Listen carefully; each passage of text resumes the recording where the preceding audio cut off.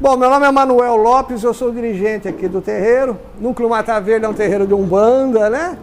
Eu sei que tem algumas pessoas que estão chegando agora aqui na casa, outras já frequentam há mais tempo, né? Alguns são convidados, né? Que vieram para assistir o nosso curso. Esse curso, a intenção é tratar sobre o espírito, né? Sobre a origem do nosso espírito, né? Quem somos nós? De onde nós viemos? Eu reencarnei de outras encarnações, tudo bem, mas deve ter tido um início, né? Meu espírito veio de outro planeta, mas tudo bem, lá no outro planeta também deve ter tido um início. Então a proposta é passar para vocês uma visão sobre isso. Hoje, nessa aula, não vai ser possível, porque eu quero fazer só uma apresentação, né? Posicionar todo mundo para entender onde vocês estão, né? Que terreiro é esse, o que nós seguimos, né? Deixar todo mundo nivelado. Temos alguns médiuns aqui que estão chegando agora, os que nós chamamos aqui de Abaguaçu, né? Que são os iniciantes, né? Aqui dentro. Então é importante que eles entendam também, nem todo mundo, acho que já assistiu a aula minha comentando sobre esse assunto. Então hoje eu quero dar uma visão assim, de introdução sobre a Umbanda, né? Sobre a Umbanda, na verdade sobre o Núcleo Mata Verde. Semana que vem daí a gente já engrena, porque eu vou precisar passar um conceito para vocês que é a base da doutrina que nós seguimos aqui, né? Que é os 7 reinos sagrados. Então, para mim poder passar isso, eu preciso explicar, né, o que é isso, né? E dar essa visão geral, tá bom? Sobre a Umbanda. Então a gente vai começar, eu coloquei o nome desse curso, A Origem dos Espíritos, né? Então, a intenção é, no final do curso, tentar passar para vocês uma visão sobre isso aqui, né? Como é que o espírito se formou, de onde ele veio, né? Tá? E quem são os nossos ancestrais, a gente vai dar uma visão sobre isso daí, tá bom? Então, vamos iniciar o nosso curso. Aqui eu dividi o curso em 3 partes, tá? Eu achei que seria interessante. Então, essa primeira parte do curso, eu vou falar sobre Umbanda, muito rápido, muito rapidamente, né? Não vou dar um curso de Umbanda. A gente tem um curso aqui, eu tenho um curso que esqueci o nome, é um curso de doutrina umbandista. Eu dividi ele em 3 partes, nós ficamos um tempão aqui fazendo aquele curso, meses e meses, né? Então tem muito assunto se eu for estudar Umbanda. A ideia não é essa. Eu quero passar para vocês hoje algumas características da Umbanda, né, para poder até justificar o que eu vou apresentar para vocês, né, para todo mundo poder entender isso. Depois a gente vai falar um pouquinho de Deus e a criação universal, né, como é que nós enxergamos Deus, né, quem é Deus ou o que é Deus, né, qual é a participação dele na nossa vida, né, qual é o contato que nós temos, né, qual é a visão que o Núcleo Mata Verde tem. É importante que a gente fale sobre isso, né? Tá? A gente vai passar para vocês uma visão que é do Núcleo Mata Verde, né? Que é da nossa escola, da nossa doutrina, tá? Que é uma casa umbandista, então é uma visão umbandista. E daqui a pouco eu vou explicar, vou justificar porque eu estou falando isso, né? Pode ser que algumas pessoas não concordem, isso é saudável, é lógico, né? Ninguém é dono da verdade. A gente vai apresentando conceitos, visões e a gente todos, né, vamos caminhando, vamos amadurecendo, tá? No nosso aprendizado, no nosso conhecimento, tá bom? E por último, a gente vai falar sobre os espíritos e sua evolução. Isso aqui é o curso todo. Tá? Isso é o curso todo. A minha ideia é passar em torno de, acho que umas 3 aulas. 3, no máximo 4. Então até comentei com algumas pessoas, a duração do curso é 4 semanas. Que é o último curso que nós fizemos do Arapé. Eu estou vendo que tem pessoas que vieram no Arapé, né? Quem não veio, quem não assistiu o curso do Arapé, levanta a mão. Então tem, eu preciso mesmo da primeira parte. Quem fez o Arapé vai ficar um pouco entediado, porque eu vou ter que falar novamente uma série de conceitos que eu falei lá. Eu gosto de fazer isso, porque eu podia ir direto aqui, né? Espírito e evolução, mas o pessoal vai ficar faltando isso tudo antes aqui, né? Vai ficar faltando uma série de conceitos que são as bases, né? Os pilares da doutrina. Então é necessário que eu explique isso para vocês. Então hoje, nessa primeira aula, eu vou fazer isso. vou dar uma visão mais geral aí para vocês. Não vou entrar direto nesse assunto aqui, tá? E além de falar sobre os espíritos, a evolução espiritual, tá? Eu vou falar também dentro da Umbanda. Como é que os espíritos na Umbanda se organizam, como é que funciona essa estrutura, né? A gente tem alguns conceitos aqui sobre entrecruzamento energético, vibrações, então a ideia é abordar isso daí também, tá? Vou deixar aqui para a nossa última aula. Então vamos lá. Se a qualquer momento alguém quiser fazer uma pergunta, fica à vontade, tá? A ideia é um bate-papo. A ideia é trocar uma ideia, bater um papo com vocês, tá? Vamos lá, então, nós estamos dentro de uma casa umbandista, é importante que todo mundo entenda o que é Umbanda, existem visões diferentes sobre o que é Umbanda, qual a origem da Umbanda, tá? Isso é normal, faz parte do próprio movimento umbandista, então eu preciso apresentar para vocês a linha que nós seguimos aqui, né? Tá? Então é isso que eu vou fazer hoje aqui. Então, eu vou falar rapidamente algumas características aqui da Umbanda e vou detalhar alguns desses itens aqui, para ficar mais fácil entender. Primeiro deles, a Umbanda é uma religião brasileira. É importante, porque existem visões diferentes. Tem gente que a Umbanda é lá de Atlântida, Lemúria, tem outros que acham que é da África, que a Umbanda é uma religião africana, né? E eu, dentro dessa escola minha aqui, da onde eu fui formado, né, dos estudos que eu realizei, dessa linhagem que eu sigo, nós entendemos que a Umbanda é brasileira, tá? E eu vou hoje, nessa aula, exatamente passar para vocês o porquê que eu cheguei nessa conclusão, tá? Que ela é brasileira. A ideia é essa. Para que todo mundo entenda. A Umbanda é monoteísta, é uma coisa importante também, eu vou falar mais um pouquinho sobre isso, mas na Umbanda nós acreditamos que Deus é único, tá? Porque tem pessoas que, leigos, né, fora da religião, que acreditam que a Umbanda é politeísta, elas confundem orixá com deuses, como se os orixás fossem deuses, e o orixá é divindade. Né? O é o Deus maior, né? O Senhor do mundo. Então é importante que a gente entenda isso. O Umbanda é monoteísta. Eu vou explicar sobre isso. E quando, provavelmente amanhã, eu falar de Deus, eu vou mostrar as várias visões que existem sobre Deus, né? Para a gente poder entender, né? Como é Deus, né? Deus é uma pessoa, é um espírito, é um ser, é um velho, barbudo. É o que fica lá de cima olhando, penalizando todo mundo aqui embaixo, chamando, puxando a orelha, né? É isso que a gente vai passar. Então existem visões, né? A maioria das pessoas é de origem católica, pelo menos no Brasil, né? E os países também, o catolicismo existe há quase 2 mil anos, e então a gente vem com aquelas visões, né, da religião católica, tá? Mas a visão umbandista é diferente. Tá? Então é isso que eu vou passar nas outras aulas para vocês. Um outro aspecto importante é esse aqui, ó. Na Umbanda existe o que nós chamamos de diversidade de ritos, ou seja, nem todo terreiro é igual. Existem ritos, rituais diferentes dentro da própria Umbanda, tá? Então você pode ir num terreiro aqui que se trabalha de um determinado jeito, você vai aqui, é totalmente diferente. E é Umbanda. Então isso ainda hoje eu vou explicar. O porquê disso, né? E vou dar alguns exemplos, né, para todo mundo poder entender. Isso é importante. Por que isso é importante? Porque eu pertenço a esse conjunto. O Núcleo Mata Verde está incluído aqui, né? Então nós temos uma orientação, tá? Que não vai ser igual a de outras casas. Isso eu até perguntei se tem pessoas de outros terreiros, para que a gente possa se posicionar e entender, né? Alguns tipos de ritos feitos em determinado terreiro, lá é muito bom, lá é eficiente, lá funciona, aqui não serve para nada. Bom, aqui tem coisas que eu faço, que a gente faz aqui dentro, as iniciações, os graus, né? Algumas orientações, né? Que para nós é muito importante. E na outra casa não vai ter significado.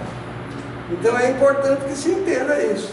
Embora todo mundo seja Umbanda, é diferente. tá? Cada casa de Umbanda é diferente. Eu já vou mostrar isso para vocês.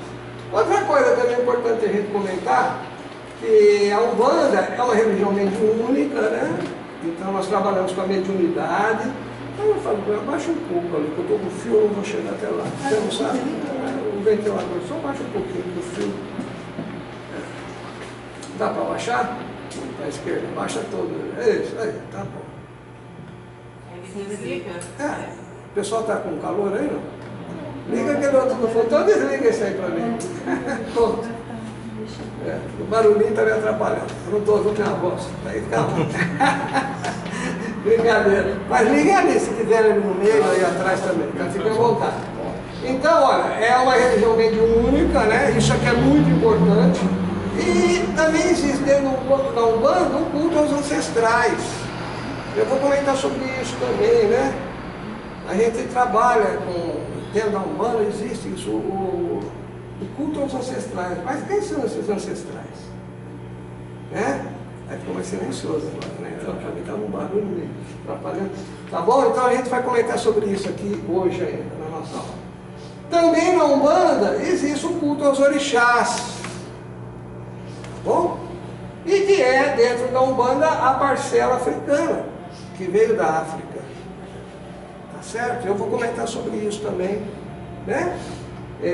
Quem são esses orixás, como é que nós entendemos isso, né? E como é que dentro da Umbanda a gente entende os orixás.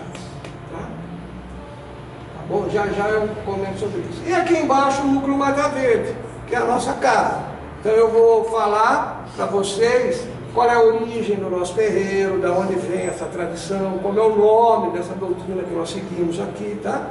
Então essa é uma primeira aula só para todo mundo ficar nivelado, para saber exatamente onde está, né? Tá bom? E aí, na próxima aula, a gente já começa a se aprofundar nos assuntos, tá? Para a gente poder entender essa origem dos espíritos a partir de uma visão umbandista da doutrina dos 7 reinos sagrados, que é a doutrina que nós seguimos. Tá bom? Vamos lá. Aqui, eu falei que a Umbanda é uma religião brasileira, tá?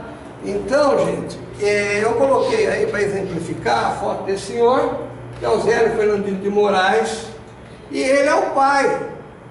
Pai é um pouco exagero. Ele é a pessoa que construiu, sei lá, o primeiro terreiro de Umbanda do Brasil, que é a Tenda Espírita de Nossa Senhora da Piedade, que ficava em Niterói, em 1908. Tá? A foto é essa. Tá? Zé, jovem ainda, né? Ele participa de uma reunião espírita e um caboclo se manifesta, que é o caboclo das 7 encruzilhadas.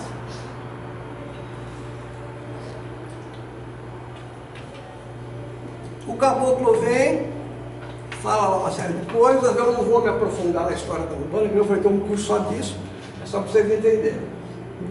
E diz que a partir daquela data vai começar um rito, né, um trabalho, que vai se chamar Umbanda. Ele dá um outro nome no início e depois o pessoal muda para Umbanda, tá? E diz como vai ser organizado, o que vai acontecer, que hora começa, que hora que acaba, qual é o uniforme que usa e periri para lá, dá as diretrizes, tá? Essa casa aqui, olha, era em Niterói, em 2008, essa foto foi um amigo meu que mandou para mim, ele foi lá e bateu, foi ele quem bateu. Em 2008 eu já participava. Só para o pessoal entender, eu estou na Umbanda há 50 e poucos anos, né? Em 2000, 98, 2000, nós tínhamos um grupo chamado Saravá Umbanda, onde a gente trocava informações sobre a Umbanda, vários umbandistas do Brasil inteiro, na época era e-mail. E no Rio tinha o pessoal, em 2008 ia completar o centenário da Umbanda. Então houve um movimento muito grande. Então esse pessoal foi lá, e era lá do Paraná, e eles bateram a foto dessa casa tal, que era a casa onde tinha iniciado a Umbanda, onde o Zé tinha começado o terreiro do Umbanda, era a casa dele, da família dele. O terreiro começou dentro da casa dele, tá? Só que nesse mesmo período, essa casa aqui já estava abandonada, e tinha uma empresa lá que tinha comprado aquilo lá tudo e ia demolir para construir um prédio. E houve uma movimentação muito grande na época para se transformar essa casa tipo um museu da Umbanda, né, um patrimônio, alguma coisa para registrar lá, mas não foi possível, por causa de interesses econômicos, uma série de coisas, acabaram destruindo essa casa. Tá? Então não existe mais essa. Hoje existe até Nossa Senhora da Piedade, que tem até um rito um pouco diferente do que se fazia na época do velho, bonitinho, arrumado em outro lugar, que são os netos, as filhas, né? Tá, que seguiram. Mas é aqui onde tudo começou, tá bom? É importante a gente lembrar. Então, a Umbanda é uma religião nova, na forma, na constituição dela, como religião. Agora, a lei de Umbanda, o que se faz dentro do terreiro de Umbanda, é muito antigo, é milenar. É milenar. Se a gente pegar religiões antigas, muito antigas, milhares de anos, muitas das práticas feitas dentro do terreiro se fazem naquela época. Tá? Então, é muito interessante a gente entender isso.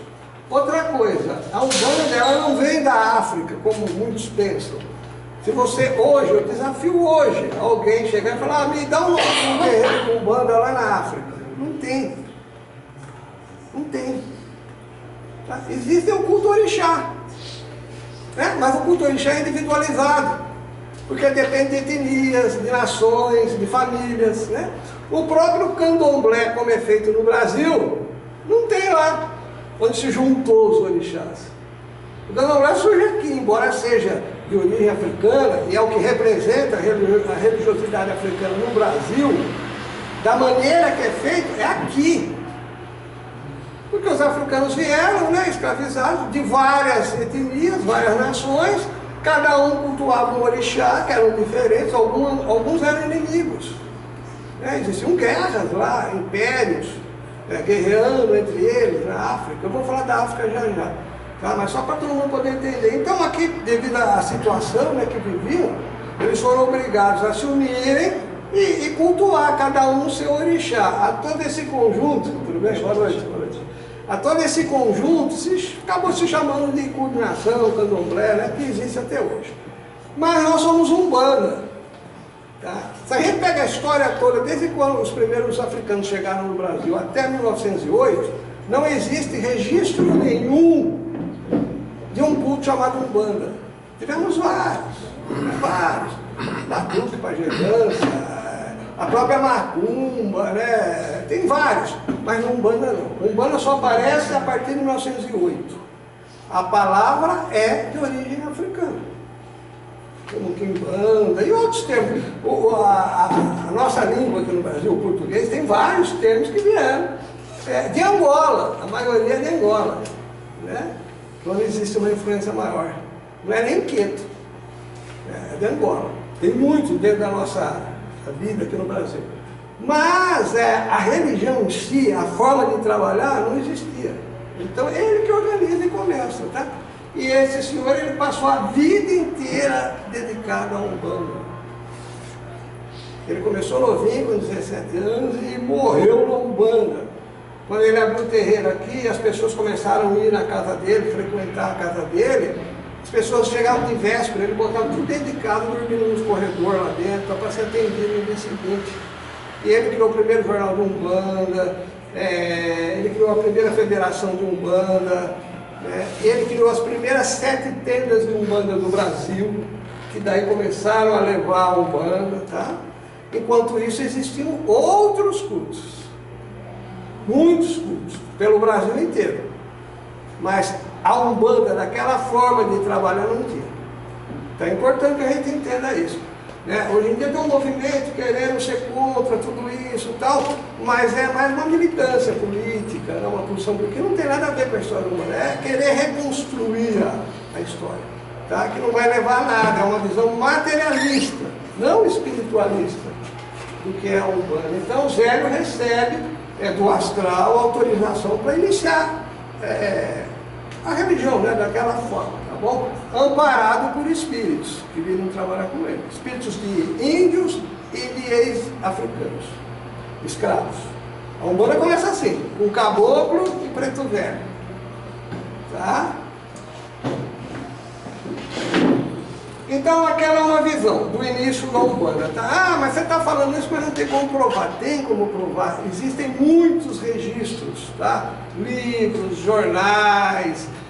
Eu tenho em casa o estatuto, o regimento da tenda, Nossa Senhora da Piedade, que é de 1908. Então tem um monte de documentos que provam isso, né? Tem historiadores da Umbanda, Diamantino, e tem outros livros que ele pesquisou, tal, jornais da época, tal, né? Então, tá bom?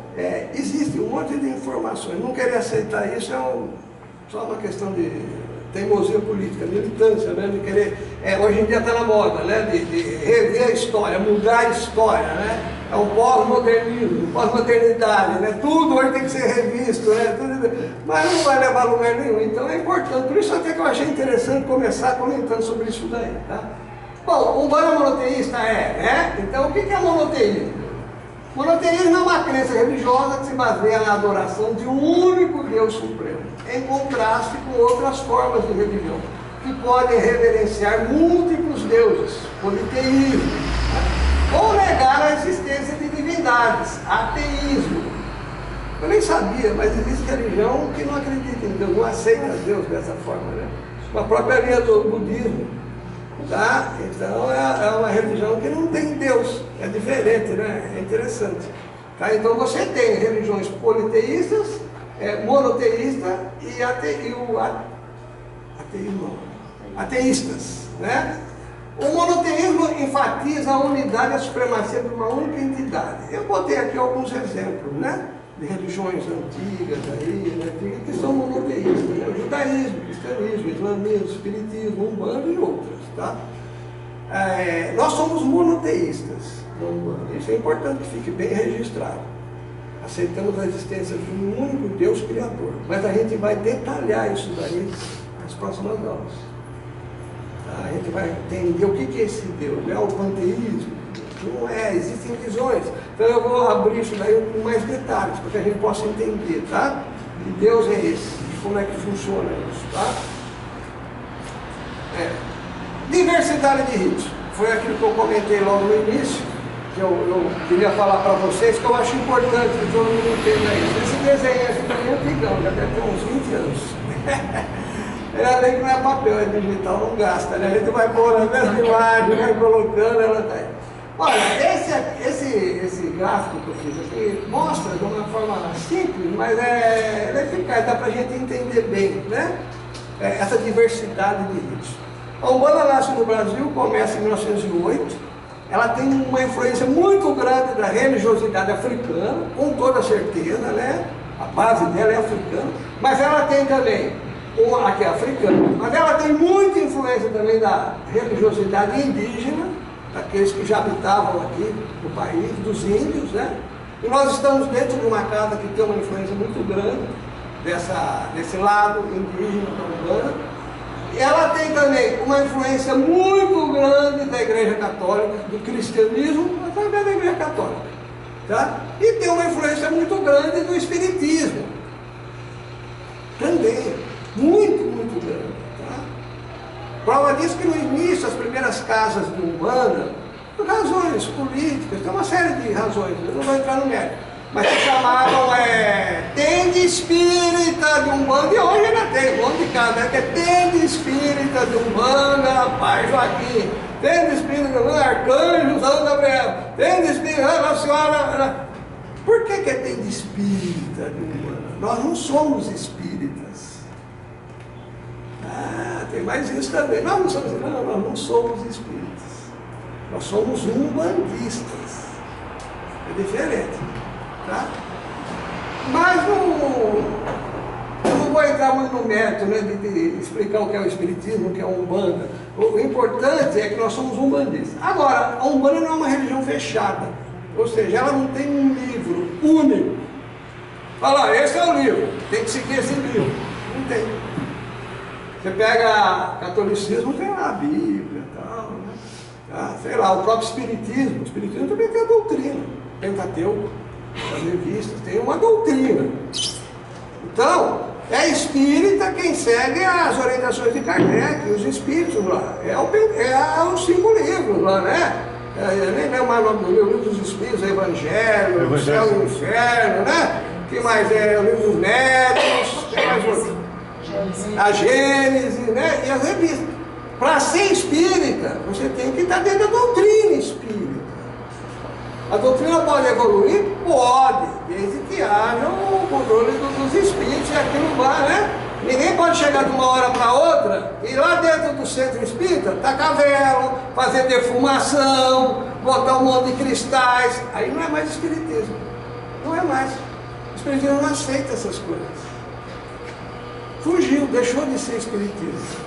Você passa a ser uma casa espiritualista, que é outro departamento, que é outra coisa, né? Espiritualista é quem acredita nos espíritos.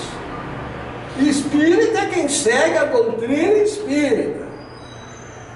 Nós somos umbandistas, é diferente, tá? Então nós não temos um livro único. A Umbanda é uma religião, olha, que é um sistema.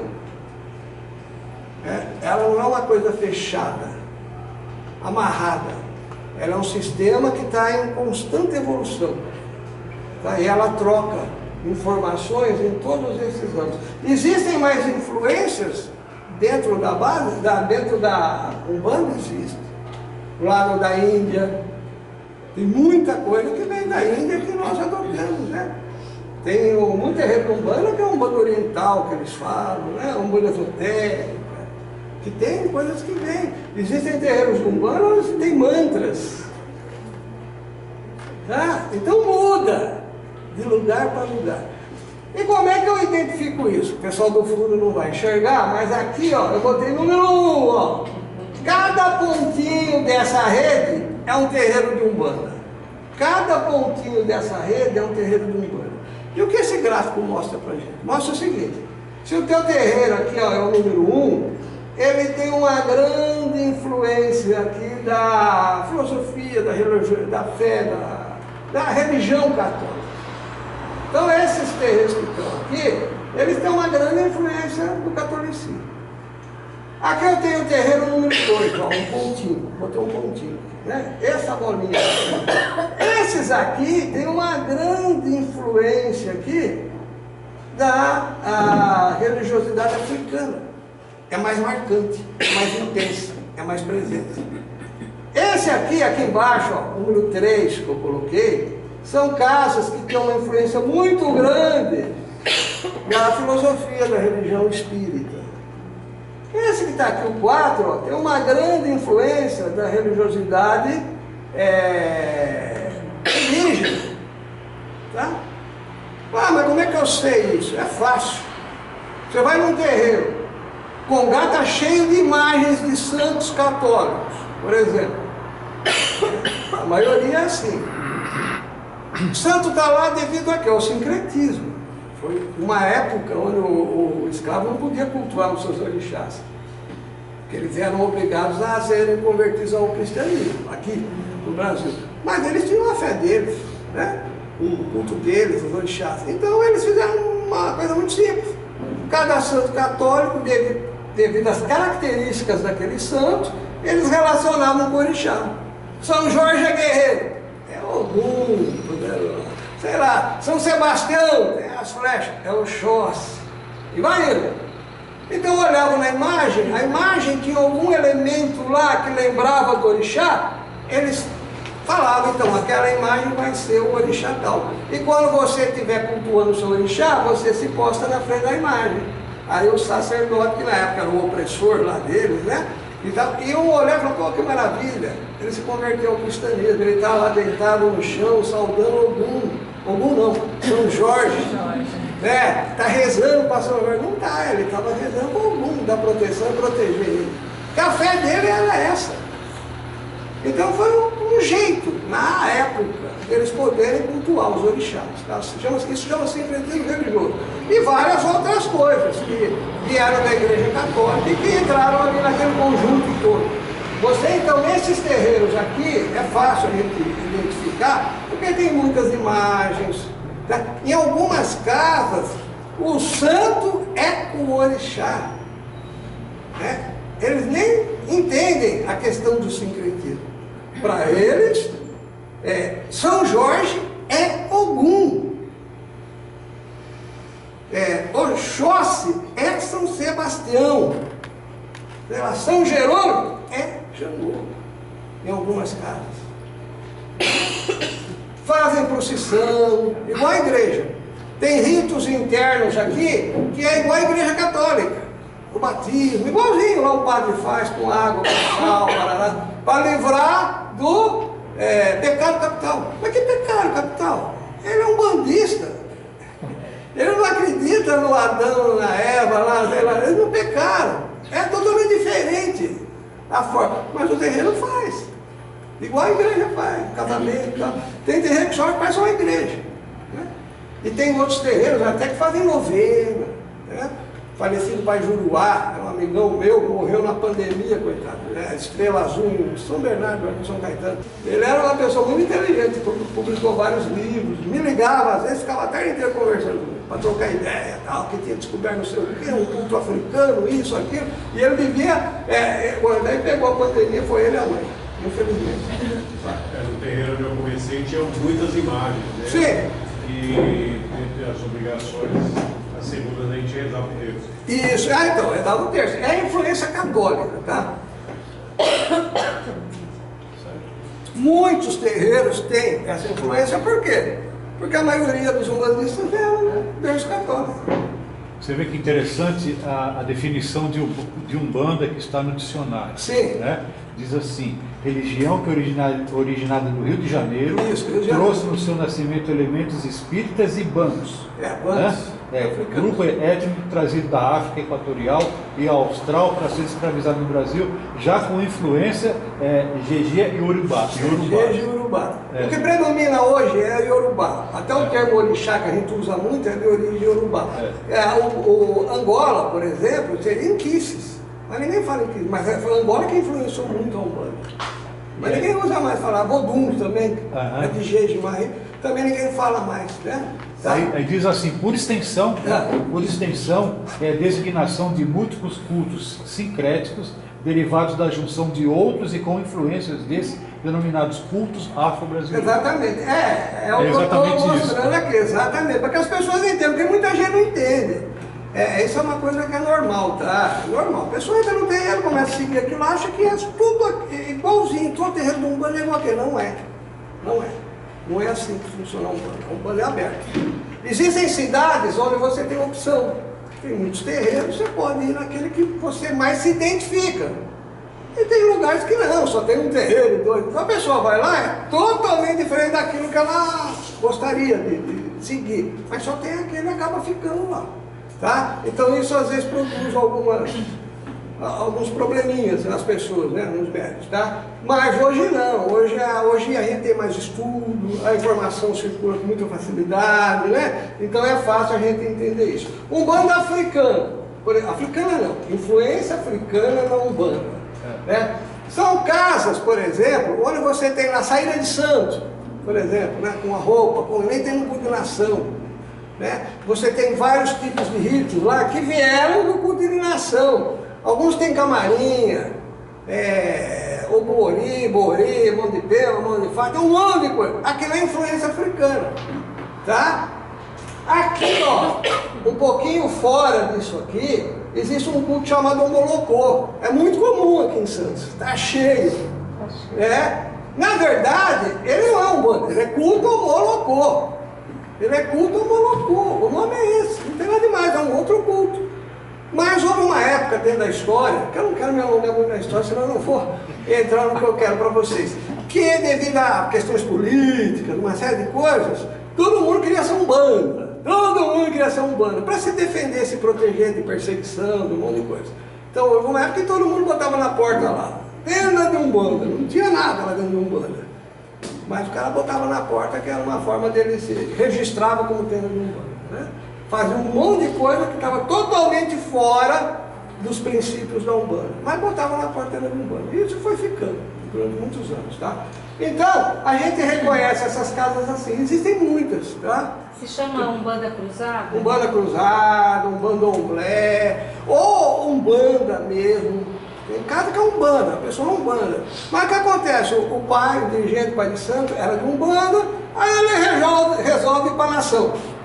Vai lá para a nação. Aí fica um pouco lá, não, eu vou voltar para a Umbanda, volta. Aí, eu ia falar uma palavra, não posso. Melou tudo. Ele acaba trazendo coisas do candomblé para misturar com os princípios da Umbanda.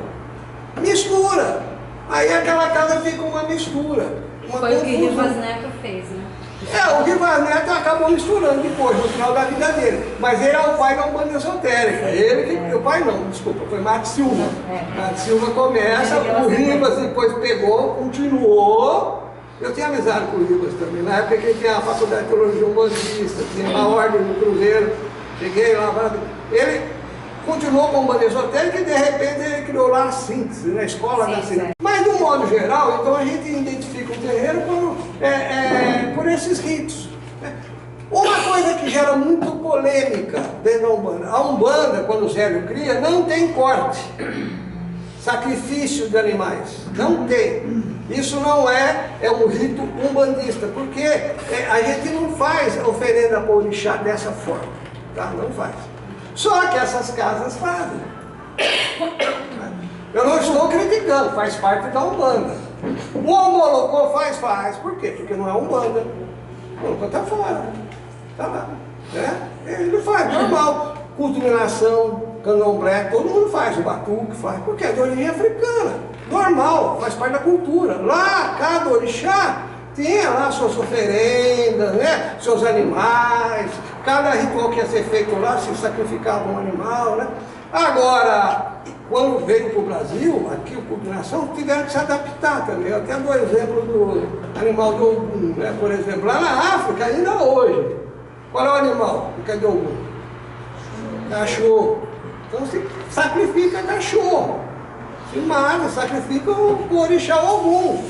Lá tem, se você for procurar no YouTube, você vai ver vídeo de casas lá de culto orixá, lá na África, que se sacrificam um cachorro. Aqui é proibido pelas leis. Nossa, aqui não pode. Nem animais silvestres também. Tem alguns que não pode. Então não pode. A Umbanda, então, não há necessidade do sacrifício. Até o comércio foi proibido. Foi, então. Aqui dentro da Umbanda não há necessidade, mas tem casa que faz. Tudo bem. Tudo bem. Faz parte da Umbanda. A Umbanda é aberta. O que o pessoal fala? Eu tenho uma curiosidade, não sei se é uma pergunta Eu vou ficar na história da Umbanda hoje aqui para falar. Eu não sei se é uma pergunta tola. Não, toda pergunta. A vida inteira eu escutei a pessoa falar assim: ela vai em centro de mesa branca. O que é isso? O que isso significa? Qual é a importância? Antigamente qual é a importância da cor da mesa? Ela antigamente, hoje deve ter casas assim, porque o pessoal está retornando muita coisa. Eram algumas casas que as pessoas se diziam espíritas e faziam uma reunião dentro de casa. Então punha uma toalha branca na mesa, acendia-se uma vela, lia-se o evangelho e vinha um espírito dar uma mensagem, incorporar, fazer alguma coisa lá. Então era a tal da mesa branca. Eram feitos em residências, nas casas, né? E acabou sendo quase um sinônimo de espiritismo. Entendi. Embora no princípio a Umbanda também tinha alguns trabalhos que eram chamados de mesa branca. Tinha mesa também. Tinha umas casas também de Umbanda que virou. Que fazia mesa branca. Era assim, mas a gente pode traduzir como sendo um espiritismo, porque eles estudavam e tal, só que não era espiritismo que a gente fala doutrinário, né? Por exemplo, a federação, a FEB, é o órgão que controla. Tinha coisas que elas faziam, acender a velhinha na mesa, tal, não podia, entendeu? Um centro espírita não faz isso, né? Se for nesses maiores aí, é totalmente diferente. O que é? O estudo, é o passe, a palestra, é assim que você vai entrar. O médium que desenvolve lá não pode ficar dando passividade de qualquer forma, tem que se controlar, né? O espírito precisa falar de forma elegante, né? Não é que nem na Umbanda, que se contorce tudo, que cai, que fala errado. Mas tem um significado aqui na Umbanda de tudo que é feito, né? Agora o espiritismo tem essas coisas, fala aí. Não, só uma dúvida. A Quimbanda, por exemplo, ela fica perto desse quadrante também. Né? Quimbanda é outro culto. É outro culto. É outro culto. Existe uma quimbanda africana, nem vou falar muito, eu ia só tocar. Uma quimbanda africana que veio também, junto com os escravos, que vinha, que era um trabalho de cura. Mas era tipo um xamanismo, vamos falar assim, né? O quimbandeiro na África, ele fazia curas, mas fazia trabalhos também. Entendeu? Só que não era uma coisa assim, um terreiro, um centro, era uma pessoa que atendia, ele era o quimbandeiro, um xamã. Vamos pensar naquela, né? As pessoas iam lá, tô com dor aqui, toma esse preparado, é um espírito ruim, trazia, faz, é o seguinte, ó, eu não estou me dando bem com o vizinho lá, vamos fazer um trabalho para afastar o vizinho, era assim. Tá? Então, aí chegou no Brasil, a coisa misturou com a feitiçaria, o satanismo que veio da Europa, pelos brancos. Os católicos que vieram trouxeram muito aquela coisa europeia, né? Bruxaria, aquelas coisas. E a quimbanda acabou incorporando. Então, hoje você pega a quimbanda, eles dizem que não, é lógico, cada um defende o seu pedaço. Mas tem lá Lúcifer, não sei o que mais, é tudo nome de demônio, que veio lá da Europa, não veio da África. Sabe que na África tinha Lúcifer, tinha Beuzebu? Não tem. Isso veio lá. Foi trazido pelos brancos europeus. Você já falou? Então tá bom. Tá, vamos para frente. Então é só para vocês entenderem. A indígena, né? Aqueles terreiros onde predomina muito o caboclo, o índio, a pagelança, o charuto. O uso do charuto não é porque o caboclo está incorporado, ele tem um vício de fumar. Não é, ele está defumando, que nem o pajé lá na tribo. O uso do fumo veio aí dos índios. Se vocês pegarem, tem muitos vídeos que mostram, né, os pajés aí no meio da Amazonas, usando charutão. Né? Até existem algumas reuniões que eles fazem, que eles ficam tragando, entram em transe. Porque a fumaça acho que deixa as ondas e vai embora. Tá? Então o fumo era sagrado, era uma erva sagrada. Então isso veio para a Umbanda. Acabou com a Jurema, né? Mas então acabou com a Jurema, cantaram, muito terreiro, né? Tá? E nós temos aqui, influência espírita. Existe Umbanda com influência? Existe. Você vai no terreiro, não tem imagem de santo, tem lá, tem uma velhinha, de repente vai, incorpora caboclo, preto velho, aí dá consulta, dá passe, se lê o evangelho, faz uma defumação lá dentro, usa cristal, usa não sei o que mais, mas tem influência da doutrina espírita. Esses aqui, de maneira nenhuma se identificam com esses que estão aqui. Embora seja tudo Umbanda, eles não aceitam corte, por exemplo, o sacrifício. Né? Alguns são até veganos aqui, né? Mas, como é que vai matar? Não pode e tal. Tem dó dos bichinhos e tal. Mas acontece. E a grande maioria mistura tudo isso, tá? Mas a gente tem terreiros também muito bem definidos dentro desses conjuntos todos, tá? O núcleo Mata Verde está aqui, Sempre me perguntam, então, nessa ponta aqui de baixo, Tá? A gente tem uma influência indígena muito grande e espírita também, tá bom? A gente usa a nossa linguagem interna para todo mundo entender, é tupi. A nomenclatura toda interna do terreno é em tupi. Bojá, baré, essas coisas, sempre comento sobre isso, né? Por causa dessa influência que nós temos, tá bom? Vamos para frente, senão eu vou falar muito aqui da história da Umbanda. Eu vou fazer uma aula inteira falando da Umbanda, né? Todo mundo entendeu essa questão? Então não tem uma única doutrina umbandista. Tá? Por que é importante a gente frisar aquilo lá? Porque eu estou dentro de uma casa, eu tenho uma linha de trabalho e eu vou passar para vocês a minha visão dentro dessa linha de trabalho. Né? Pode ser que em outro terreiro aí as pessoas não concordem.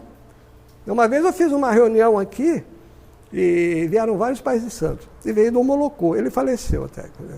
Ele chegou para mim, é um absurdo. Hoje em dia tem gente falando de mônada dentro da Umbanda. Eu fiquei quieto, né? Porque ele não admite, porque ele não conhecia a mônada, o trabalho dele é diferente. Os orixás falaram, com essa modernidade, né? Mas ele estava meio bravo, assim, né? Mas ele veio trocando ideia comigo e tal. E hoje nós vamos falar de mônada. Hoje não, durante esse curso, né? Tá? A gente vai depois entender o que é a mônada. Culto aos ancestrais. Tá? A Umbanda faz isso também, né? Quem são os ancestrais que vêm aqui? O preto velho, o caboclo, né? Os baianos, o boiadeiro, né? E outros que estão aqui, que vêm trabalhar aqui também. Aqui eu quero chamar a atenção para um detalhe. Então eu vou fazer a leitura, eu coloquei hoje esse texto. Os ancestrais espirituais são geralmente considerados como os espíritos ou almas daqueles que faleceram e que têm uma conexão especial com os vivos, muitas vezes devido à relação de parentesco, mas também devido à relação cultural, étnica e espiritual. Então, olha, ancestral interno, culto aos ancestrais, sempre é alguém que viveu e faleceu, né? É um espírito que volta para, de alguma forma, orientar e ensinar. Necessariamente não é um espírito familiar, da mesma carne, Os mesmos santos, porque a pessoa fala, espírito ancestral, meu avô, meu bisavô, meu tataravô. Pode ser, mas necessariamente não. Não é porque vem um preto velho aqui, ele foi teu bisavô em três gerações. Não. Tá? O que existe aqui, ó, é ligação espiritual. Né? Por algum momento, em alguma época, nós estivemos próximos, tivemos ligações. Né? A pessoa pode ter reencarnado lá na África, ou pode ter reencarnado aqui no Brasil, ou pode ter reencarnado lá na China, ou no Japão, que a reencarnação também é aceita, ou na Europa, né? Ele fala, não, ancestral dentro da Umbanda tem que ser negro. Não, a maioria dos praticantes é branco, e que ancestral é esse? De onde veio? Porque o cara pode ter vivido lá, e tem fortes ligações. É importante que a gente entenda isso, hein? Tá? Para não cair, que nem hoje em dia tem esse pessoal mais militante e tal que está aí, que eles estão confundindo as coisas, né? Estão confundindo. Já vi pessoas aí, o pessoal meio exagerado, meio assim, falando, branco não pode estar no candomblé. Como não pode? Tem que ter ancestral.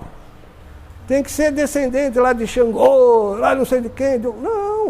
Não é esse ancestral, é ancestral espiritual. Quem te garante que o cara é branco hoje e não foi negro antes? Que não foi japonês, não foi chinês em outras encarnações? Então, a gente tem que olhar essas coisas com a visão espiritual. Né? Não só olhar para a matéria. Aí você é materialista. Né? Então, hoje em dia tem um pessoal mais jovem, até, uns jovens meio atrapalhados das ideias. Mas fazer o quê, né? Estão misturando as coisas.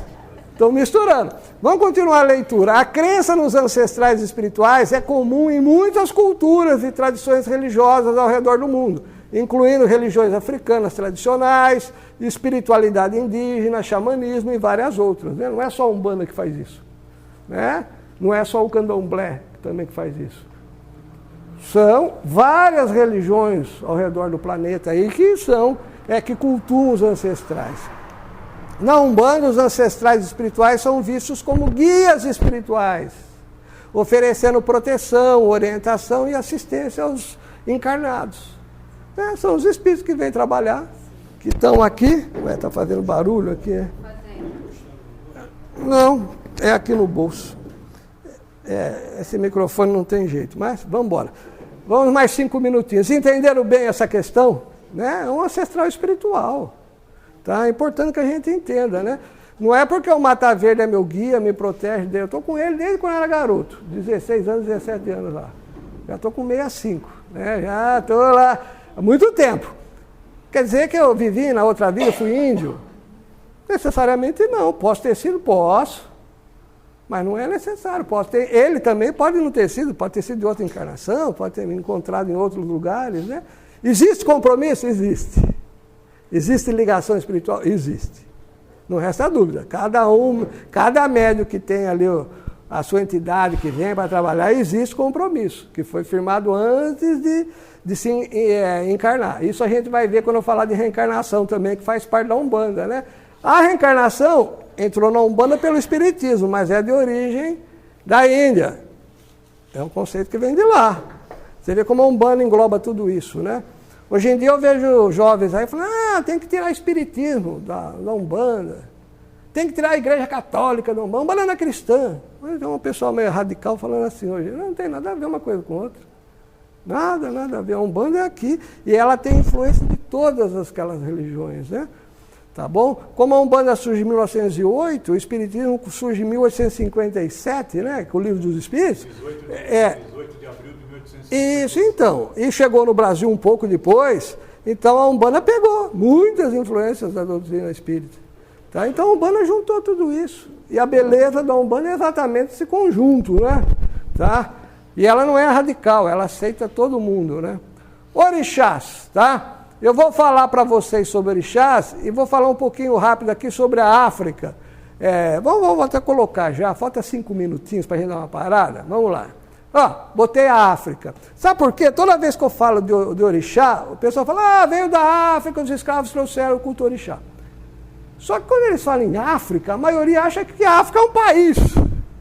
A maioria das pessoas, mesmo dentro da religião, a África é como se fosse um país, né? A África é um continente. A África é enorme. Tá? Se não me falha a memória agora, acho que é o terceiro país, o terceiro continente mais populoso do planeta. Tá? Só para vocês terem uma ideia, ó.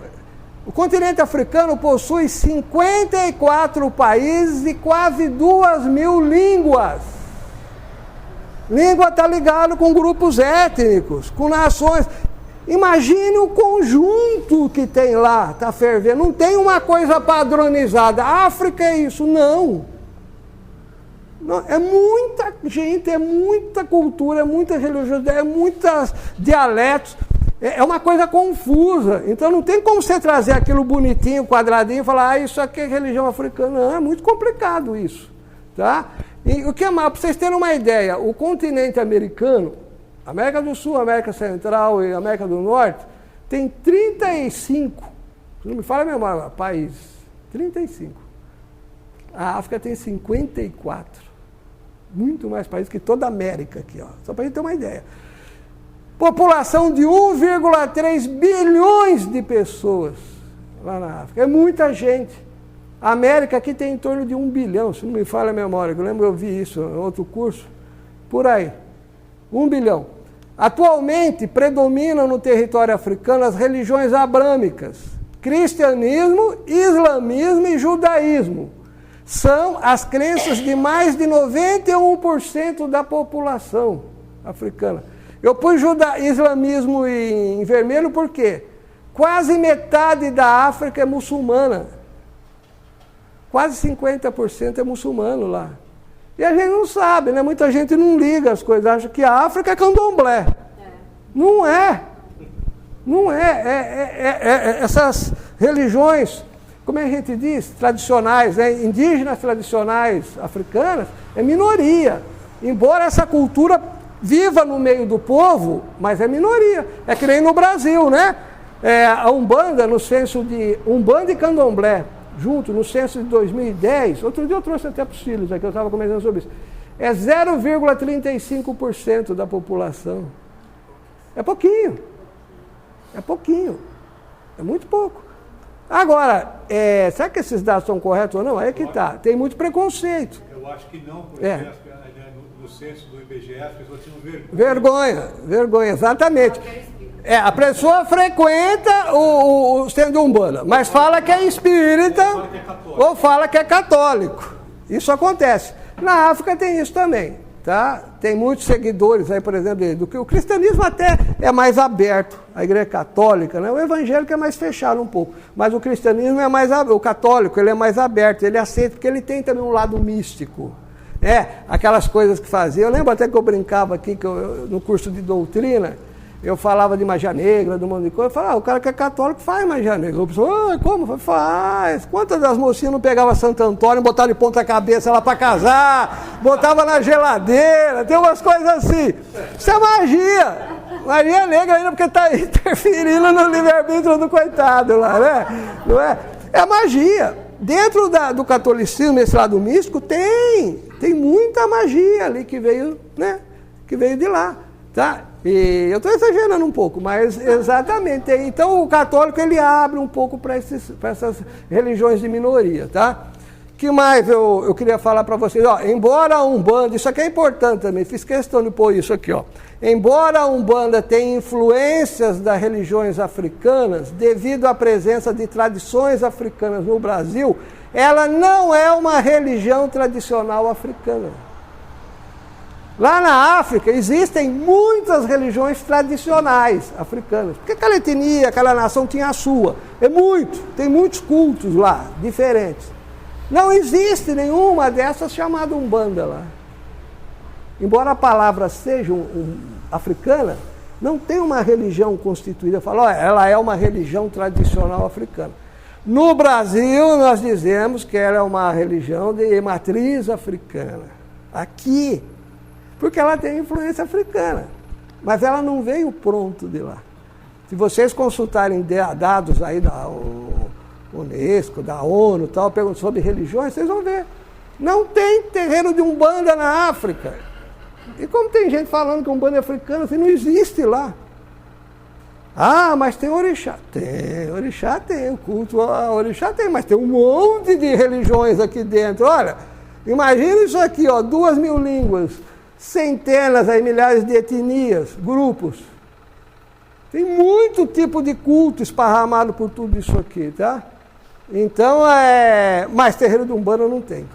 Tem Umbanda no Japão, tem Umbanda na Inglaterra, tem Umbanda nos Estados Unidos, tem Umbanda tudo aqui na América do Sul, Uruguai, mas não tem na África. Olha que coisa. Eu vejo essa turma aí, a turma aí brigando, falando como... Não é. Nós pegamos influências africanas, tá? Eu desafio alguém chegar e falar, olha, tem um terreiro tal de Umbanda lá em Angola. Não vai ter. Tem o culto, né? Aos orixás, lá, aos inquices, tem um monte de coisa lá. Mas Umbanda, como é feita no Brasil, não, de jeito nenhum. Tá? É importante que a gente entenda bem isso. Aqui é mais um mapinha que eu coloquei, ó. Origem dos africanos que vieram para o Brasil, para a gente entender, porque na época não era igual o que está lá, né? Não era assim, né? Essa divisão política aqui, né? E lá na África estão sempre, né? Tem movimentos sociais, isso, aquilo, grupos que atacam lá, a coisa é complicada. Está tendo sempre alguma guerra, alguma coisa lá. Agora, na época, era diferente. Então, aqui são regiões, ó, tá?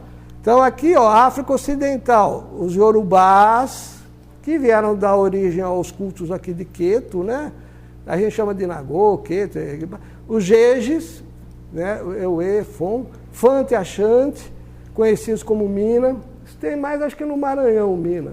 Tem o tambor de Mina, é um culto muito antigo, mais antigo que a Umbanda, tambor de Mina. Os Jejes, eles cultuam os voduns. Percebam que é grande essa variedade de divindades, de forma de se cultuar, são diferentes, não são iguais. E temos os povos islamizados na época, que eram muçulmanos, escravos que vieram, né? Os mandingas, os Hausas que falam, né?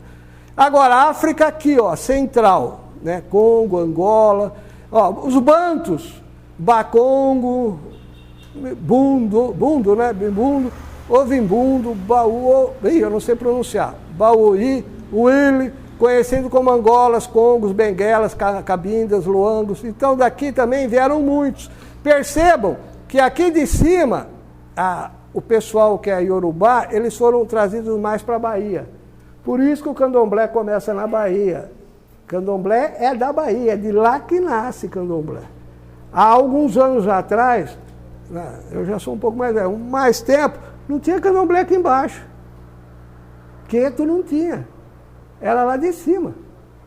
Teve uma grande popularização dos candomblés da Bahia devido ao quê? Aos escritores famosos, Jorge Amado e muitos outros, aos cantores, né? Os baianos que vieram para cantar, trouxeram. Tá? Aí foi para a mídia, então popularizou muito. A ponto de hoje, você pega pessoas mais novas que entram na religião, chama tudo de orixá. A pessoa vai num culto de Angola, ela chama de orixá, não é orixá, é inquice que está lá. É outra coisa, é diferente. Muda a forma de cultuar, os detalhezinhos, os sacrifícios, as oferendas, muda de nação para nação, etnias diferentes. Tá? E Angola, ó, veio para Rio de Janeiro e muitos aqui para Pernambuco. Esse mapa é muito resumido, tá? Porque aqui não está aparecendo Maranhão, nada. Mas eu peguei até num portal afro-brasileiro. Então, Rio de Janeiro, os bantus, Angola, né, principalmente, é que exerceram uma influência muito grande na Umbanda. Né, porque veio da Macumba aqui, outros cultos também que existiam no Rio de Janeiro. Rio de Janeiro era a capital, né, federal, então ali tinha muitos cultos. Tá? E a Umbanda nasce ali, então ela pega uma influência muito grande. Só que depois todo mundo começa a chamar de orixá. Só que o orixá era cultuado aqui no candomblé da Bahia. Né? Então, mas acontece, se misturam tudo isso daí e nasceu a Umbanda. E ó, sudeste da África Oriental, aqui atrás, ó, Moçambique. Também veio muitos escravos aqui para o Rio de Janeiro, ó, tongas, xanganas, entre outros, conhecidos como moçambiques, que trouxeram a forma deles, da religião deles, a forma deles de trabalhar, tá? Entre outros, tá bom?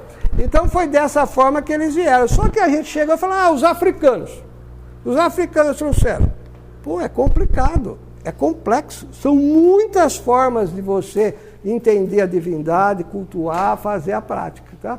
Como se juntou tudo aqui, porque estavam na senzala, não tinha opção, nasceu ali um culto, que é o candomblé, que é do Brasil, hein? Diz que na África não tem candomblé. Olha, o senhor está falando o que aqui não tem?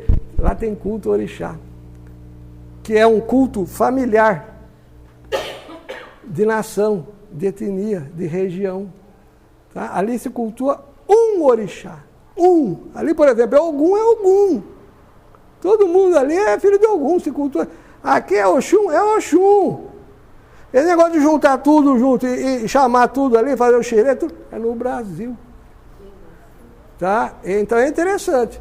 E esses são cultos de raiz, hein? Africana mesmo, né? Imagina a Umbanda, que teve um monte de influência. Então a Umbanda realmente ela é brasileira, não tem como negar. Então eu mostrei tudo isso para justificar vocês, aquela primeira linha que eu coloquei lá no início, né?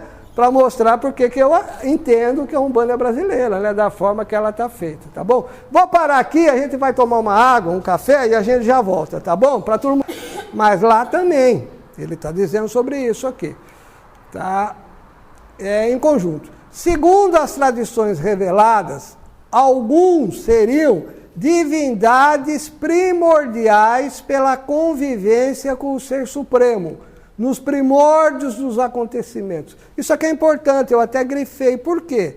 Quando a gente pega lá na África, vai estudar o orixá, a mitologia e tal, você pega essas duas características, é bem complexo, porque tem muitas divindades.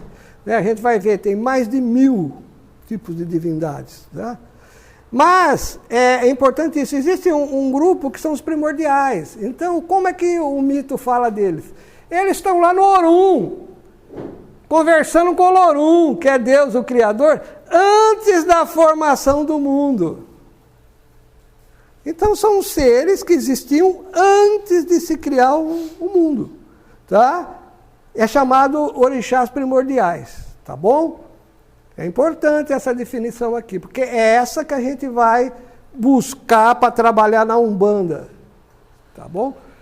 Nos primórdios dos acontecimentos. Outros são figuras históricas, reis, rainhas, fundadores de cidades, que foram divinizados devido a atos relevantes ou ligações fantásticas com os elementos naturais, a terra, o vento, a caça, rio, mares, ervas, minerais.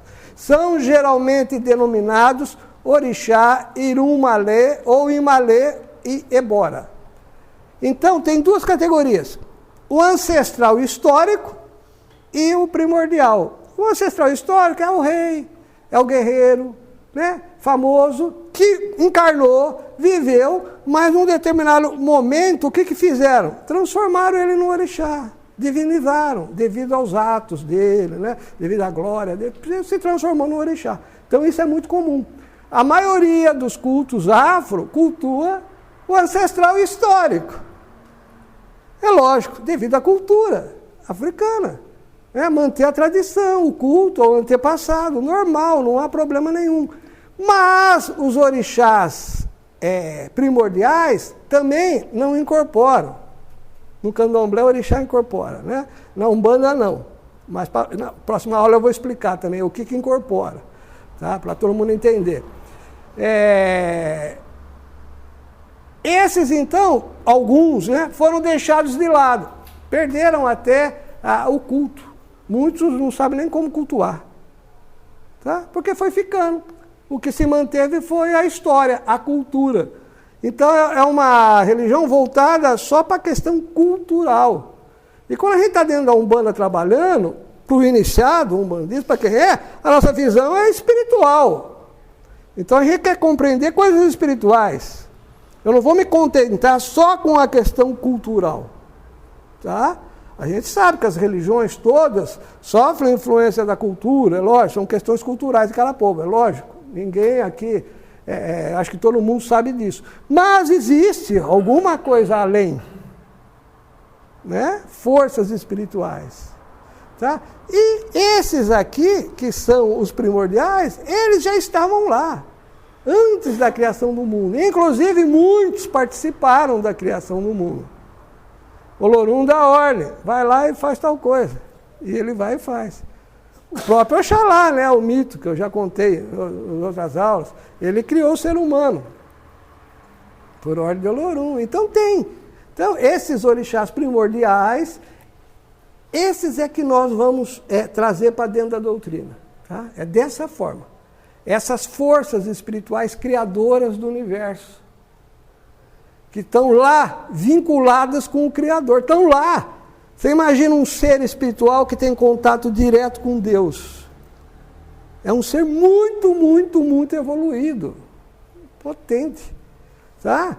Então, essa visão do orixá é que a gente traz aqui para dentro da doutrina. Tá? É importante que todo mundo entenda isso. Tá? Quando eu for falar mais para frente das forças primordiais, que esses orixás é que controlam. Tá? Continuando aqui o texto do José Beniste. Essa dupla visão das divindades faz criar duas formas de estudo. A dos orixás primordiais e a dos antepassados divinizados. É uma justificação para o número de divindades existentes. No censo exato do panteão, ninguém está apto a responder. Os cálculos revelam a existência de 200, 201, 400, 401, 601, 1.700 ou mais divindades. Tá? Não sou eu que estou dizendo. É o pesquisador estudioso, um dos maiores pesquisadores da religião afro. Mais de 1.700 orixás. Aí vem para o Brasil 16, 21.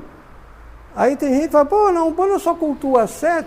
E você que só cultua 16? Lá tinha 1.700? É a mesma coisa. Está me criticando que eu só cultuo 7. Mas você cultua 21. Lá tinha 1.700. Então é importante que a gente entenda isso daí, tá bom? Então, eu não vou ler o resto aqui porque não vai interessar para o contexto aqui, que ele continua o livro, né? O livro dele é muito bom, ó, vou até voltar aqui, quem quiser conhecer, né? Orum e Aê, o Encontro de Dois Mundos, ele tem vários livros publicados, tá? José Beniste. Vou dar um exemplo aqui, ó. Orixá ancestral e histórico. Esse é um ancestral, é aquele que viveu na Terra, tá? Então eu vou dar um exemplo do Reginaldo Prandi. Reginaldo Prandi também é conhecido, né? Professor da USP, pesquisador, tem vários livros publicados sobre cultura afro e tal, religiosidade. Segundo a mitologia, Xangô, vou falar de Xangô, tá? Xangô teria sido o quarto rei da cidade de Oió, né? Que foi o mais poderoso dos impérios iorubás. Depois de sua morte, Xangô foi divinizado. Depois da morte dele, ele foi divinizado, virou orixá. Como era comum acontecer com os grandes reis e heróis daquele tempo e lugar. E seu culto passou a ser o mais importante da sua cidade, a ponto de o rei de Oió, a partir daí, ser o seu primeiro sacerdote. Não existem registros históricos da vida de Xangô na terra, pois os povos africanos tradicionais não conheciam a escrita. Mas o conhecimento do passado pode ser buscado por mitos, transmitidos oralmente de geração a geração. Reginaldo Prandi. Tá? Nós temos o livro dele aqui, tem muitos mitos, né, para quem quer conhecer a história dos orixás e tal. Então, o Xangô é um exemplo, ele foi um rei, né? E ele é um dos orixás mais cultuados nas casas de candomblé do Brasil. Por quê? Porque foi um rei, importantíssimo para eles, tá? Então não há nada errado de você cultuar o ancestral histórico. Mas dentro dessa visão espiritualista de criação de universo, de mundo, me interessa o primordial. Que praticamente o culto está extinto, né? Poucos cultuam, né? Cultuam não, estudam. Né? Existem alguns bem conhecidos, né? Existem alguns. Por exemplo, Exu, ele é primordial, por exemplo. Né? Tá? Mas não o Exu que incorpora dentro do terreiro. Esse não. Esse é um trabalhador, é um espírito que vem na vibração do orixá Exu. Tá? Então, vamos lá. Ó, 2 livros, né, que é bacana, quem gosta de estudar a cultura africana, para conhecer, Eu tenho os dois, né? Esse aqui está na minha casa, esse está aqui. Orixás, do Pierre Fatumbi Verger. Pierre Verger, né?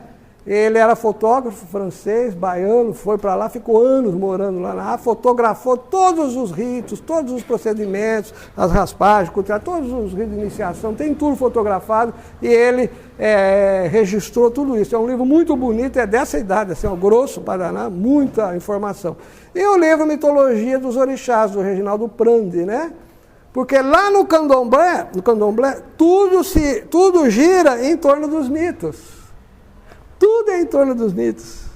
As danças, né? O orixá está em terra, o outro não pode ver, porque tem um mito que falou que os dois brigaram entre eles, então esse não pode. Existe esse tipo de coisa. Na Umbanda não tem nada disso. Na Umbanda não tem nada disso. É diferente as visões, tá? A gente cultua orixá. Eu falei para vocês, orixá primordial, essa força construtora do universo, que vibra onde? Na natureza. Tá? Então é dessa forma que a gente entende. Então eu precisava falar sobre isso para vocês. Esse aqui é Jorge, da Escola de Astrologia. A Márcia. Ele está aqui, esse vídeo eu peguei, eu pus no Arapé, né? Ele está entrevistando o Baba King. Baba King é um sacerdote de Ifá, acho que é de Mongaguá. Ele é jornalista. Jornalista também, né? E aqui nesse trechinho, eu peguei só o trechinho dessa entrevista, Baba King, que é nigeriano, de família tradicional, que cultua orixá lá há centenas de anos, veio aqui para o Brasil, tal, foi professor da USP, ensinou um monte de gente a falar Yorubá, é uma pessoa que conhece tudo sobre orixá. E ele vai falar exatamente isso que eu acabei de falar para vocês, que orixá é força da natureza. Tá? Então eu vou colocar o vídeo dele, só para a gente ouvir. Vamos lá então. O que é um orixá? Quando você fala orixá, todos têm um orixá. Exato. Todos precisam fazer algo para esse orixá? Sim, orixá é a força da natureza. Todos nós, nesta vida, independentemente da sua formação religiosa, cultural, social, étnica ou da sua própria cidadania, somos todos devotos dos orixás por excelência. Esses orixás que cultuam aqui no Brasil, por exemplo, até no candomblé ou na Umbanda, não tem essa relação, né? Por exemplo, o Xangô ser um santo da Igreja Católica, né? Então, o que acontece? Não existe isso. Como eu estava falando, todos nós somos devotos dos orixás. Por quê? Porque o orixá é a natureza. Entendi. E a natureza, ela tem a idade da humanidade. Um exemplo, a Iemanjá. Iemanjá. A Iemanjá. Iemanjá, todo mundo aprecia o mar. Quando você aprecia o mar, você está apreciando a Iemanjá. Todos nós apreciamos a água. Quando você bebe a água, você está reverenciando ao Xum, que é a provedora da água que a gente bebe. A Mãe Terra. Todos nós apreciamos a Mãe Terra porque ela acolhe, ela fornece alimentos, água, oxigênio, ela fornece possibilidades para os homens poderem interagir entre si. Então essa ideia desses orixás, sendo natureza, esses orixás com os santos católicos, para vocês não tem nenhum significado? Não. A questão é o seguinte, a gente está diante de duas situações distintas. Uma situação que é a forma pela qual o orixá entrou no Brasil. O orixá entrou através da escravidão, certo, sem liberdade. Certo. Só que os escravos, do ponto de vista histórico, eles foram obrigados a incorporar os seus deuses africanos junto com os deuses que foram trazidos pelos senhores europeus. Entendi. Isso tem a ver com a questão histórica. Só que o sincretismo, que a gente chama, seja no candomblé, na Umbanda, não tira a africanidade dos orixás. Mas a gente está no Brasil, a gente tem um processo na qual os escravos, eles foram trazidos com seus deuses, junto com os deuses de seus senhores. E para se ganhar a liberdade e a confiança dos seus senhores, eles fizeram um sincretismo, uma associação, e que tem seus fundamentos históricos. Agora, eu como um africano nato, que eu nasci numa era onde não tem a escravidão, onde eu posso estar do lado de um cristão, de um protestante, Sim. de um judeu, de qualquer pessoa falar, eu sou devoto dos orixás, tá? E você é devoto do seu Deus e nós somos amigos do mesmo jeito.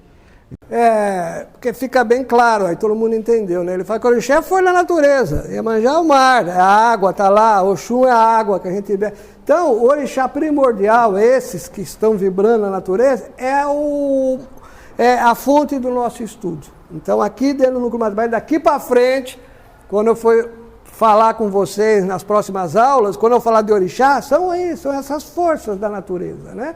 Não é nem na Umbanda, você vê que o Baba King fala exatamente isso. E ele fala do sincretismo também, né? Da necessidade que houve naquela época dos escravos fazerem o sincretismo. Foi aquilo que eu comentei, muitos terreiros usam as imagens de santos, normal. Ninguém está fazendo crítica, mas é importante que a gente está estudando, já que nós estamos dentro de uma sala aqui estudando, entender bem, né, o porquê das coisas. E entender que força é essa poderosa, que eu acabei de falar, que são os seres assim, mais evoluídos dentro dessa visão umbandista que nós temos. São os orixás que estão lá em contato com o Criador, tá? Que conversavam direto com o Criador e conversam, porque a criação divina continua a todo momento. Tá bom? Então é importante que a gente entenda isso, tá certo? Eu já coloquei uma outra definição de orixá, aquela que se aproxima da visão umbandista, dos 7 reinos sagrados, do núcleo Mata Verde, tá? Aquilo que nós seguimos aqui dentro, tá? Orixás são os primeiros seres criados por Deus. Eu estou falando Deus. Como é que a gente fala de Deus na Umbanda? Tem algum nome especial? Não é nem Oxalá, mas também tem um terreiro que falou Oxalá, por causa do sincretismo católico com Jesus.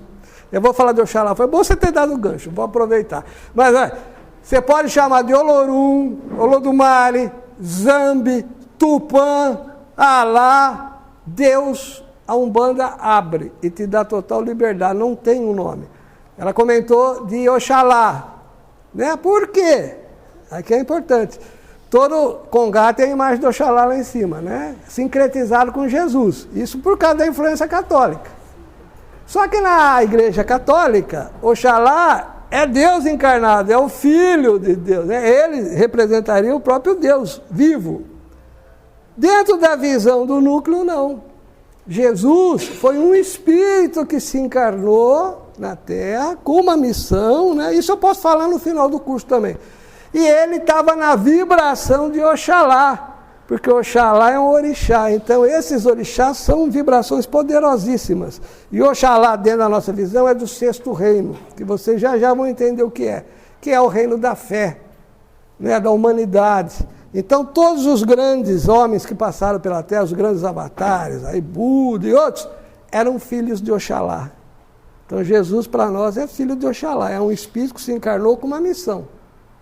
E aqui no Núcleo Mata Verde ele é entendido como o exemplo a ser seguido pela humanidade, pelos homens, tá? Mas ele não é Deus encarnado, né? Então existem casas que têm aquela influência muito grande da igreja que fala Oxalá, Oxalá pode ser feito? Pode, tá? Mas é importante entender essa diferença, tá? Tá bom? Então você vai ter casas que chama Zambi, Tupã, Deus. Existe nome correto? Não, na Umbanda não. Você pode chamar por aquilo que você quiser. É o Criador. É importante entender isso. Deus é quem criou tudo. Importante isso daí quando eu começar a falar de Deus daqui na próxima aula, né? São por Deus. Portanto, são seres de elevadíssima evolução espiritual. Continuando. Estes seres de altíssima evolução espiritual são pura luz. Ou seja, eles não têm corpo físico, aparência, não tem, embora a gente, é difícil falar isso aqui agora, como é que eu vou explicar isso? A gente fala que Iemanjá é mulher, que Ogum é homem, não tem sexo, porque é pura energia, é pura vibração, luz, é força da natureza. Iemanjá é água, né?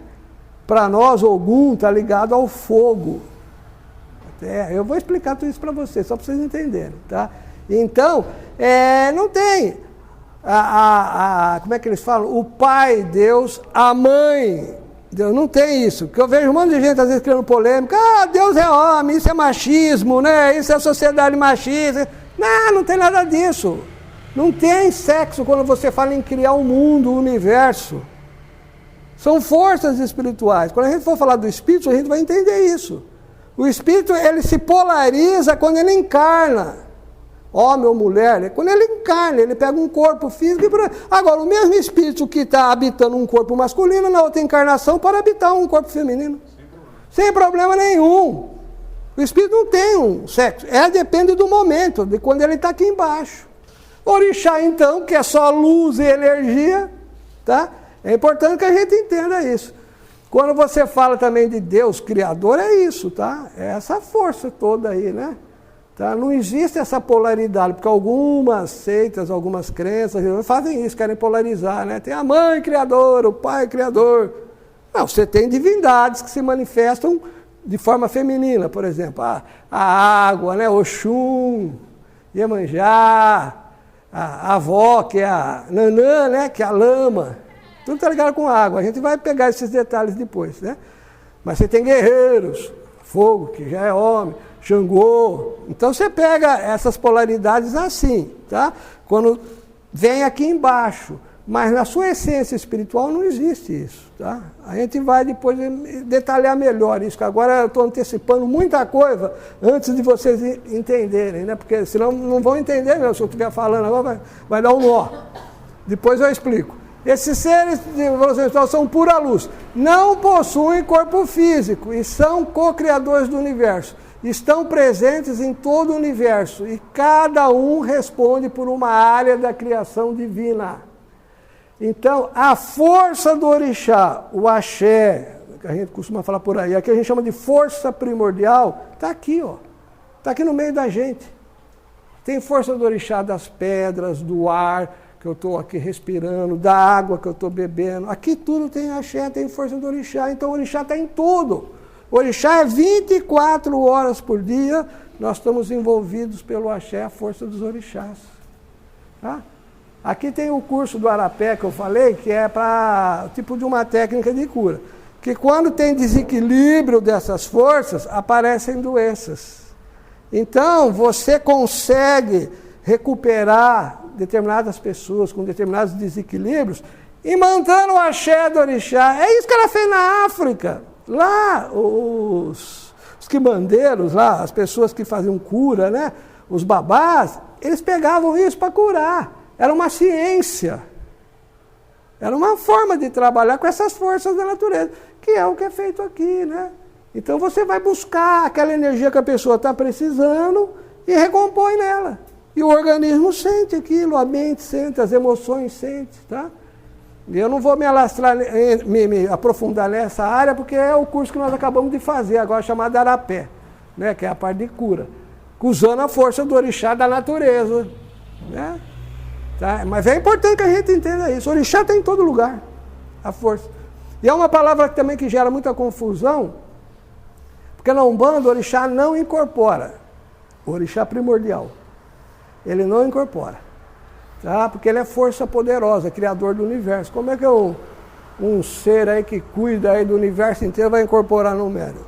Mas ele tem embaixo das vibrações dele toda uma hierarquia de consciências e seres. Que é isso que a gente vai estudar. Começa lá no orixá primordial, aquela estrutura. Aí as vibrações dele vêm aglutinando consciências que vão chegar até a nível de matéria. Nos elementais, nos encantados, nos espíritos, nos humanos. Por isso que no Candomblé fala, você é filho de Ogum, você é filho de Nanã, você é filho de Oxalá. Porque você está dentro de uma estrutura vibratória, ali ligado com aquele orixá. E toda entidade que vem trabalhar na Umbanda também está vinculado com os orixás. Os Exus, Pombagiras, é o Exu, eu sou um Exu que vem trabalhar sob o comando de Ogum, sob o comando de Xangô. Eu sou um caboclo de Ogum, um caboclo de Xangô. É assim que funciona. Tá? É uma cabocla tal, na vibração de Iemanjá, na vibração de Oxum. Eu sou um Ogum Iara, um Ogum que trabalha no reino de Oxum, das águas. tudo é ligado com essas vibrações. Tá? Então, nosso curso vai tratar disso. Eu vou me aprofundar nisso, porque aqui são os conceitos iniciais, né? Tá, vamos para frente. Os orixás participam, eu botei agora no play, participam da criação universal e, portanto, da criação do nosso planeta. Chamamos esses orixás de orixás primordiais. Né? Eu pus aqui, ó, participam. Eu não pus participaram. Porque Deus continua criando e os orixás atuando agora, nesse momento, no universo inteiro. Tá? Então a visão que a gente tem do orixá são essas forças universais que estão movimentando as galáxias, aí o Sol, as estrelas, são os sistemas planetários. Essas forças são muito poderosas, né? Então quando você começa a entender e que você daí começa a perceber que você consegue pegar a vibração na natureza, a potência que você tem na tua mão, ou melhor, no teu conhecimento. A magia que você pode fazer com isso. Magia para o bem, sempre. Sempre. A Umbanda só trabalha, né, para ajudar as pessoas. Essa mesma energia pode ser usada para o outro lado. A energia não é nem boa nem ruim. Depende do uso. A força está aí na natureza. É você que vai usar. Então na Umbanda só se usa para o bem. E para destruir coisas negativas que fizeram contra você. Tá? Sempre. Mas essa força está aí.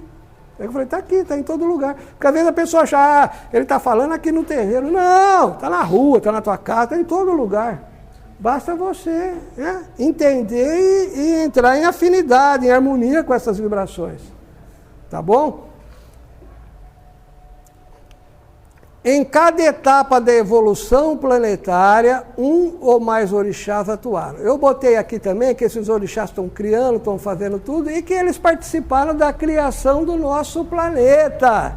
Então, o orixá participou, amando de Olorum, de Zambi, de Deus, da criação do planeta Terra. Se eles criaram o universo inteiro, criaram o planeta. Então aqui eu estou começando a chegar perto da doutrina dos 7 reinos sagrados, tá? Estou começando a entender bem isso daí, né? Tá? Eu vou, na próxima aula, começar a falar dos 7 reinos, que é a criação do planeta Terra. Tá? Que é a criação do planeta. Eu ainda estou naquele primeiro slide, lembra que eu falei do primeiro slide, que eu estava falando da Umbanda? Então eu vou passar agora aqui, rapidamente, que nós temos 10 minutos, para falar do Mata Verde, do núcleo. Né? Aonde vem essa doutrina? Tá? Essa doutrina, quando eu estava falando de orixá, vou falar aqui do terreiro nosso. Tá bom? Vamos lá. Núcleo Mata Verde, que é o que vocês vão estudar, estão estudando, né? Seguimos uma doutrina umbandista que teve início na tenda espírita Pai Oxalá, no interior, lá em Araraquara, que é esse predinho aqui, ó. Tá? Foi onde eu iniciei, onde eu comecei. Sou filho de lá. Minha mãe chamava Dona Inês, ainda chama que ela é viva, né? Essa casa eu comecei em 76, 77, 76 por aí, foi quando eu comecei lá. E foi lá que eu comecei a aprender, foi lá que eu fiz os ritos, tudo que tinha que fazer. Essa casa era afiliado ao primado de Umbanda. Tá? Rapidamente, 5 minutos para o pessoal entender que ligação é essa da doutrina nossa com as raízes, né? Essa doutrina teve seus princípios no primado de Umbanda e na tenda Mirim. Tá? Posteriormente, passamos a chamá-la de doutrina umbandista dos 7 reinos sagrados. Costumamos dizer que o núcleo Mata Verde é uma escola espiritual que possui 7 graus de iniciação. Tá? Então eu vou explicar rapidamente para vocês, que nós temos 5 minutinhos.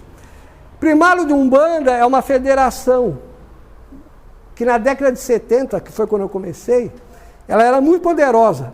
Ela veio do Rio, Zélio participou, foi fundador também, né? E ela começou a organizar todos os terreiros de Umbanda pelo Brasil afora. O primado existe hoje, mas mudou bem. Não é mais o que era antigamente, mas existe. Foi uma potência. Então, a maioria dos terreiros, na década de 70, seguiam o primado. Aqui no estado de São Paulo, principalmente, muitas casas seguiam o primado. Mas para o interior, capital, aqui embaixo, em Santos, tinha muito Omolocô. Muito Omolocô, Angola, né? Muito Candomblé, aqui em Santos. Tá, mas para o interior tudo era o primado, tinha uma... Aqui também houve. E o primado,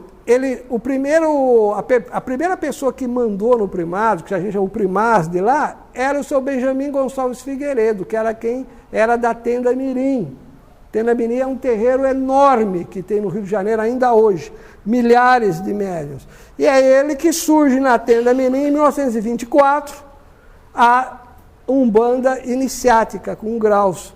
É de lá também que surge a Umbanda esotérica depois. Mate Silva pega muita coisa que veio de lá. Tá? Então é da Tenda Mirim. Para quem não sabe, Praia Grande fazia as festas da Iemanjá, era o primado. E a Vila Mirim é em homenagem ao Caboclo Mirim.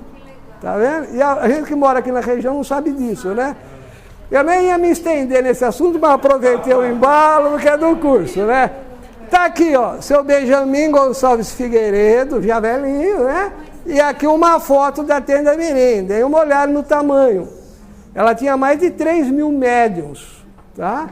E é uma Umbanda iniciática, com graus. Não tem nada, né? Não tem, Mirim não tem nada, você vê. Só tinha um Caboclo Mirim, que ela é enorme. Tinha muitas filiais, 12 filiais, milhares de médiuns, e seguem exatamente a hierarquia que nós seguimos aqui.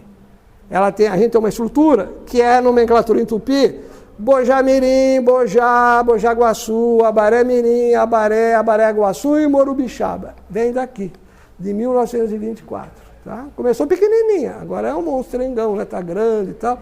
Na década de 80 sofreu, como a Umbanda de um modo geral, muita gente saiu, se afastou e tal.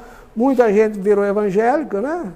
Foi lá para o Macedo, para a igreja dele, muitos, e depois alguns voltaram para culto de nação e tal, mas tem gente voltando para Umbanda também, muita gente voltando para Umbanda. Agora a Tenda Mirim está firme e forte no Rio de Janeiro, lá tranquilo, tá? Então a nossa tradição vem daqui. Aquela casa que eu comecei era afiliada ao primado, seguia rigidamente essa forma de trabalhar. E eu trouxe para cá, tá? Que depois nós incorporamos os 7 reinos sagrados, que é isso aqui, que a gente vai deixar para a semana que vem, né? Então,